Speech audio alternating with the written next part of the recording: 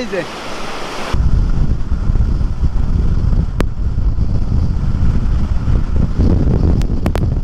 আমরা এখন জালালাবাদ, এবং এখানে হচ্ছে আমাদের ব্রেক টাইম দিয়েছে খাবার দাবারের জন্য।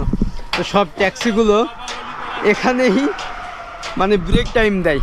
যাই হোক, এখন কিছু খাওয়া দাওয়া করবো, এরপরে আবার রওনা হব তুরখুম বর্ডারের উদ্দেশ্যে, মানে আফগানিস্তান টু একদম পাকিস্তান। এর খাবার হচ্ছে নানের সাথে কোরমা। এ কি গাই কাক আছে? গাই, আচ্ছা। তো এরকম, এবং এটাই হয়তো শেষ খাবার আফগানিস্তানে। তো এখানে আলু দিয়েছে, এখানে এটা শসা, এখানে মালটা, চাটনি দিয়েছে, এটা ক্ষীর।